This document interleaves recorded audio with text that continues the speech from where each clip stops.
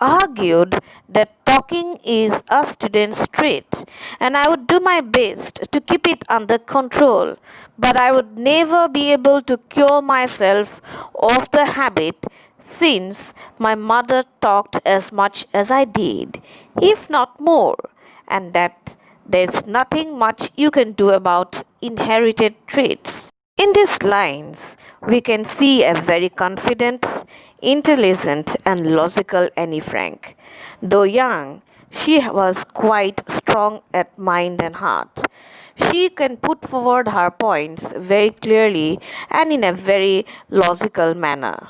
The very idea of linking her talkative nature to her inherited traits proves that she had the skills of a lawyer who can really put forward her argument to her favor and drive the point home. Indeed, Annie Frank was too intelligent for her age. Mr. Keesing had a good laugh at my arguments. But when I proceeded to talk my way through the next lesson, he assigned me a second essay. This time it was supposed to be on an incorrigible chatterbox. Incorrigible means one who repeats the mistakes again and again and cannot get rid of it. For Annie Frank, her talkative nature was not so much as a crime than to Mr. Keesing. Mr. Keesing could not tolerate his students talking in the class, and if you look at from his point of view, he was indeed correct to give her some kind of punishment. But again, we need to look into the fact that Mr. Keesing has not given her any corporal punishment but just an imposition. So we can also get an idea about the school system there that prevents corporal punishment. I handed in, and Mr. Keesing had nothing to complain about for another 2 whole lessons. However, during the third lesson, he had finally had enough. Annie Frank, as punishment for talking in class, write an essay, quack, quack, quack, said Mistress Chatterbox. These lines clearly prove that little Annie Frank could not get rid of her inherited traits. She loved to talk, no doubt. On the other hand, it has become a regular thing with Mr. Keesing getting annoyed with her.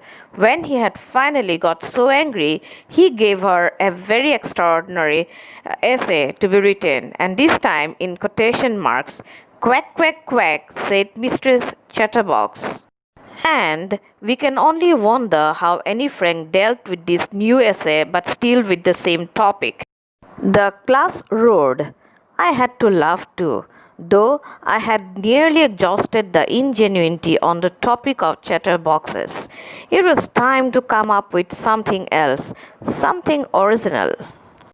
In these lines, we can see that Annie Frank was quite sporting in nature.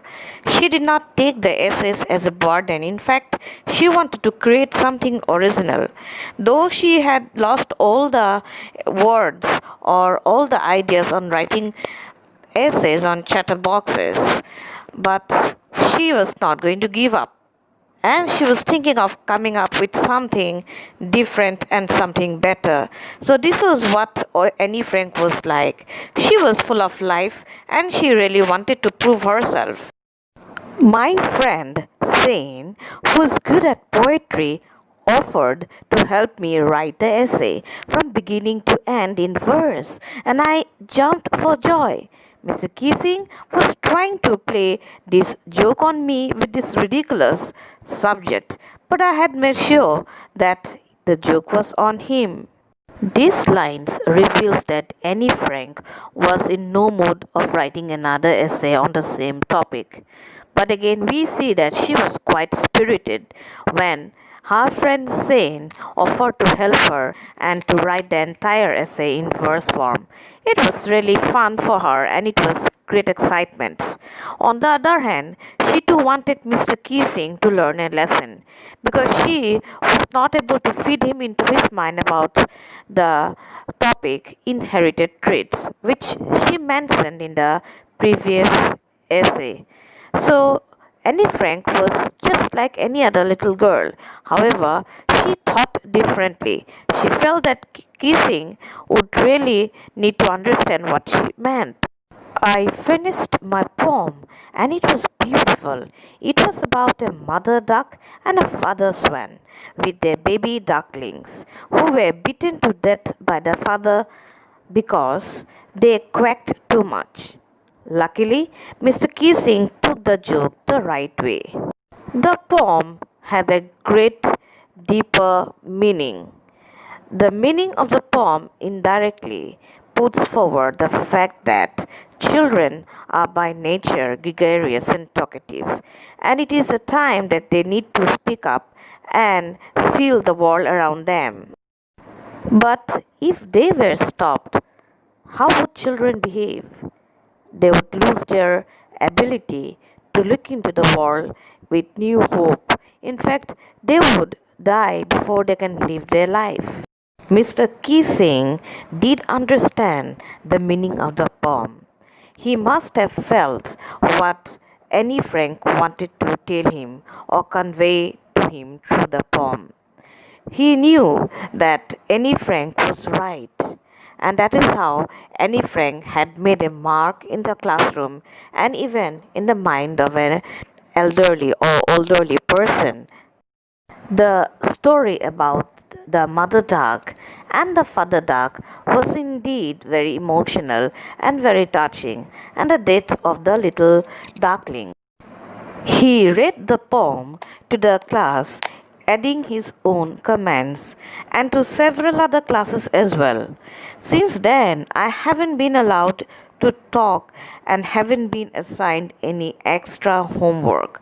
On the contrary, Mr. Keesing is always making jokes these days. Yours, Annie. So Annie Frank became quite famous in school with this extraordinary poem written by her along with her friend Sain. Mr. Keesing too was impressed. No doubt he went class to class to read the poem. But then Annie Frank was not allowed to talk anymore. But one good thing that happened was that she was never assigned any imposition or any homework, or she did not have to write any other essays on chatterboxes.